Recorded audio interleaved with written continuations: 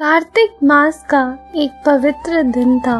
गोकुल की गलियों में सुबह का समय था और यशोदा मैया अपने घर में माखन बनाने के लिए दही को मथ रही थी और साथ में बाल कृष्ण की लीलाओं को याद कर रही थी। उनकी शैतानियाँ, उनका माखन चुराना, उनका मुस्कुराना। पूरा घर कृष्ण प्रेम से महका हुआ था।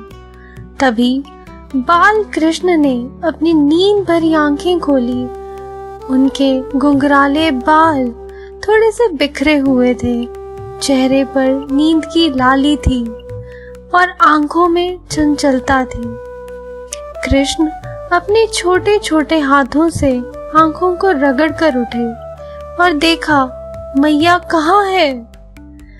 वो छोटे छोटे कदम चलकर मैया के पास पहुंचे और मैया से कहा, मैया मुझे दूध पिला दो। यशोदा मैया ने तुरंत मथनी छोड़ी और अपने लाला को गोद में उठा लिया।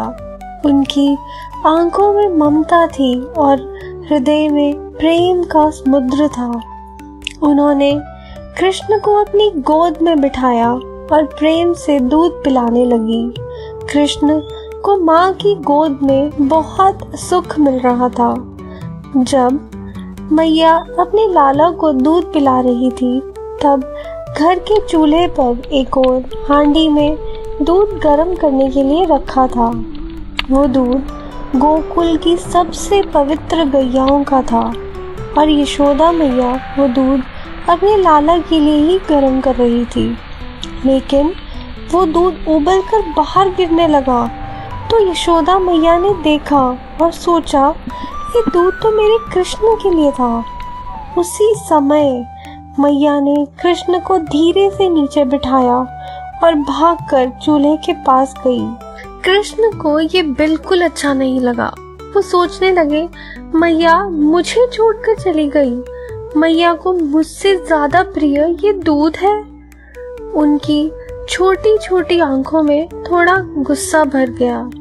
कृष्ण ने मैया के पास रखा हुआ माखन का मटका देखा और अपनी छोटी छोटी उंगलियों से उसमें हाथ डालकर माखन निकालने लगे। कृष्ण ने थोड़ा माखन खाया, थोड़ा बंदरों को खिलाया और कुछ अपने सखाओं के लिए रख दिया। फिर वो माखन की हांडी तोड़ दी। मैया ने जब वो टूटी हुई हांडी देखी, उन्होंने गुस्से में छड़ी उठाई और कृष्ण की तरफ चल पड़ी। मैया की आंखों में गुस्सा और हाथों में छड़ी देखकर कृष्ण ने तुरंत भागना शुरू कर दिया। उनके छोटे छोटे पैरों के घुंघरू छम छम बज रहे थे।